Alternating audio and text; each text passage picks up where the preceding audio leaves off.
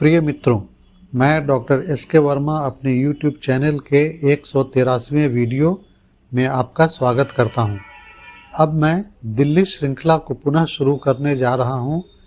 इसके पहले मैं दिल्ली श्रृंखला में 8 वीडियो बना चुका हूं, जिसे आप मेरे YouTube चैनल के दिल्ली प्लेलिस्ट में जाकर देख सकते हैं। यह वीडियो दिल्ली श्रृंखला का 9वां वीडियो है। दिल्ली के इस इतिहास में मैं उन ऐतिहासिक धरोहरों को दिखलाऊंगा जो वर्तमान दिल्ली में यत्र तत्र बिखरे पड़े हैं। आज के वीडियो में मैं दिल्ली के इतिहास को महाभारत काल से स्वतंत्रता प्राप्ति तक की अवधि का संक्षेप में विवरण दूंगा। जो साक्ष्य और अवशेष बचे हैं उनको दिखलाऊंगा, जिससे आप दिल्ली के इतिहास और संभवतः भारत के इतिहास को समग्र रूप से समझ पाएंगे। सच कहा जाए तो दिल्ली का इतिहास आक्रमणों तथा आक्रमणकारियों से भरा पड़ा है। मेरा दिल्ली का इतिहास का विवरण महाभारत काल से प्रारंभ होता है। महाभारत का समय रेखा टाइमलाइन विवादों से भरा हुआ है। विभिन्न विद्वानों के अनुसार महाभारत काल को ईसा पूर्व 10वीं शताब्दी से 3137 ईस्वी पूर्व तक माना गया है।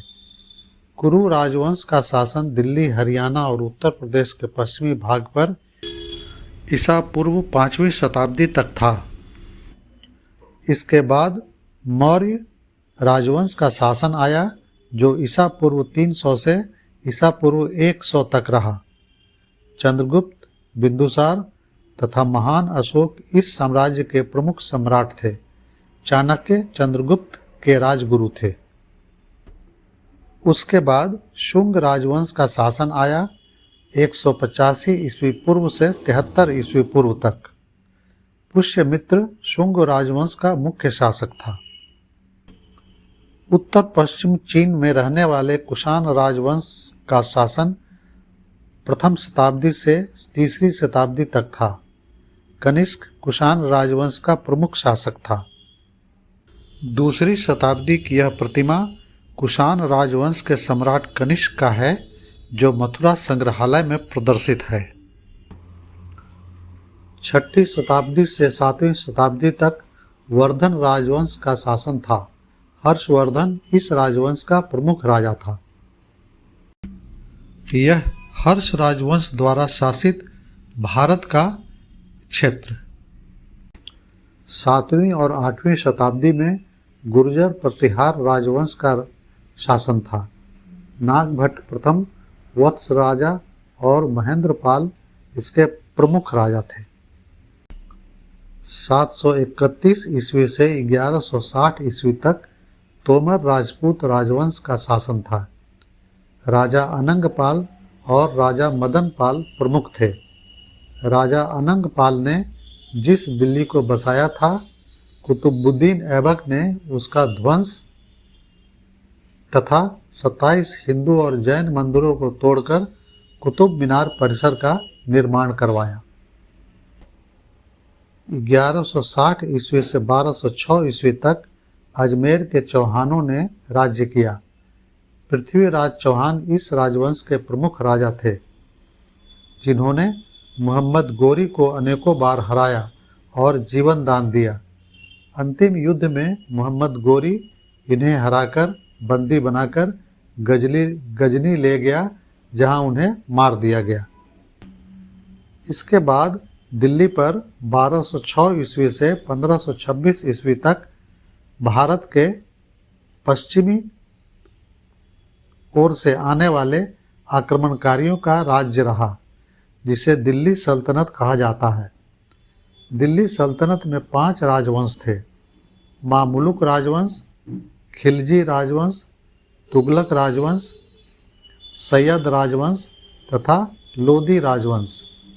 इसी दौरान मंगोल वंश का तैमूर लंग भारत के पश्चिमी क्षेत्रों के साथ 1398 ईस्वी में दिल्ली पर भी आक्रमण किया। दिल्ली सल्तनत के तुगलक राजवंश के अधीन भारत 1 अप्रैल 1526 ईस्वी में दिल्ली सल्तनत के इब्राहिम लोदी को पानीपत की प्रथम लड़ाई में फरगना उज्बेकिस्तान के बाबर ने हराकर मुगल साम्राज्य की नींव रखी, जो 1857 ईस्वी तक चली। मुगल शासन के दौरान ही मुगल साम्राज्य कमजोर होने पर ईरान के नादिर शाह ने फरवरी 1739 ईस्वी में दिल्ली को लूटा और कत्लेआम किया। इसी बीच एक अफगानी राजवंश दुर्रानी राजवंश का दिल्ली पर 1752 ईस्वी से 1764 ईस्वी तक शासन रहा। दिल्ली पर मराठा साम्राज्य का शासन 1765 ईस्वी से 1799 ईस्वी तक था और सिखों का शासन 1757 ईस्वी से 1803 ईस्वी तक था। 1857 ईस्वी से 1947 ईस्वी तक ब्रिटिश ईस्ट इंडिया कंपनी तथा ब्रिटिश राजशाही का शासन रहा। वैसे भारत के अन्य भागों पर अंग्रेजों का अधिकार पहले से था। अंततः विभिन्न आंदोलनों के कारण भारत 15 अगस्त 1947 को स्वतंत्र हुआ। आप दिल्ली के इतिहास के टाइमलाइन को देखेंगे तो तिथियां तथा वर्ष जो नेट पर उपलब्ध हैं वे एक दूसरे को अत्यधिक ओवरलैप करते हैं, अतिक्रमण करते हैं, जो विभिन्न विद्वानों के मत पर निर्भर है। आप जिज्ञासु गण नेट पर जाकर और गहन अध्ययन कर सकते हैं। इन बाहरी आक्रमणों में अनगिनत लोग मारे गए, असंख्य लोग गुलाम बनाए गए, उन्हें पश्चिम के बाजारों में बेचा गया, स्त्रियों और बच्चियों को अपना हवस का शिकार बनाया गया, दूर के देशों में बेचा गया और करोड़ों लोगों का धर्मांतरण किया गया। यह सारी बातें नेट पर उपलब्ध हैं, आप उन्हें विभिन्न साइट पर जाकर देख सकते हैं।